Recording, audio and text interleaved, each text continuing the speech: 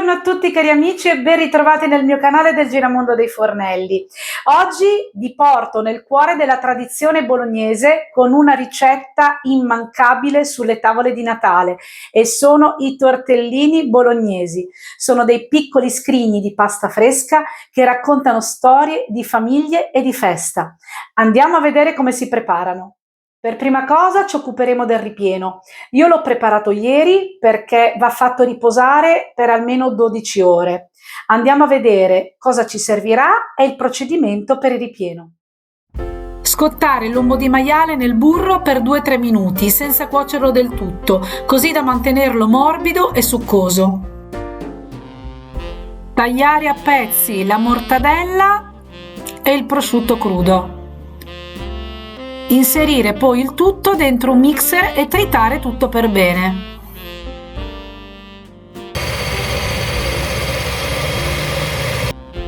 Riunire il composto in una ciotola capiente e aggiungere la noce moscata, le uova e il parmigiano grattugiato, impastando accuratamente il tutto.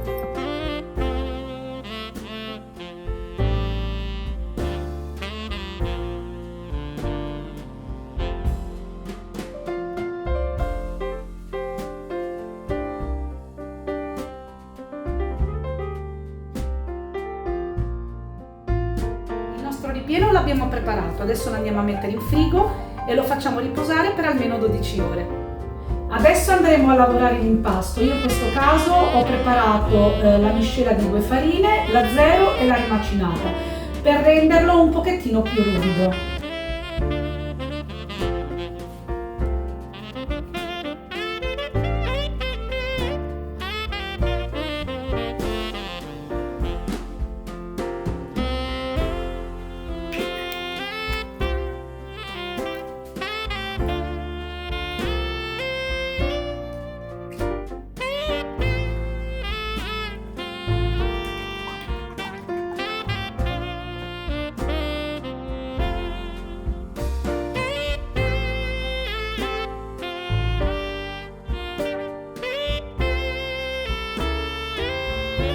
Abbiamo finito il nostro impasto, adesso lo andiamo a coprire con della pellicola e lo lasciamo riposare per almeno una mezz'oretta.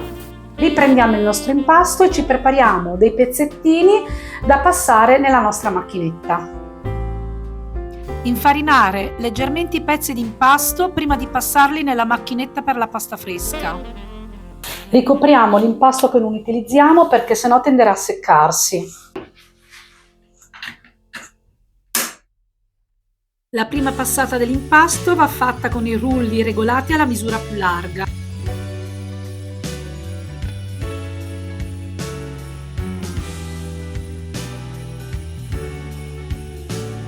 Ripetere subito la lavorazione portando i rulli alla misura più sottile, fino ad ottenere una sfoglia elastica di circa 7 mm.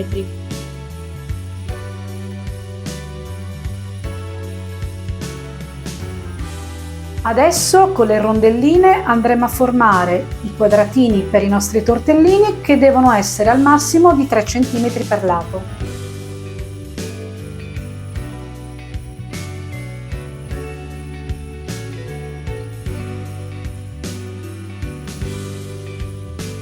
Adesso prendiamo il nostro ripieno e lo andiamo a distribuire su ogni quadratino.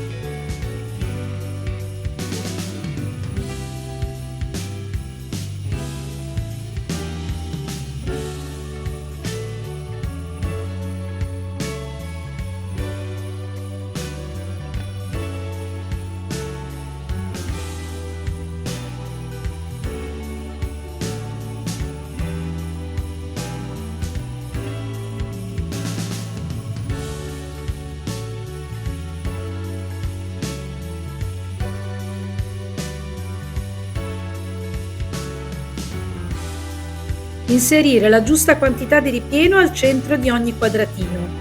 Piegare il triangolo e sigillare bene i bordi. Pizzicare le estremità con 2 piccole piegature e appoggerle attorno al dito per ottenere il tipico tortellino. Come vedete, i tortellini vanno fatti molto piccoli. Si dice che devono essere grandi quanto l'ombelico di Venere. Ecco qua.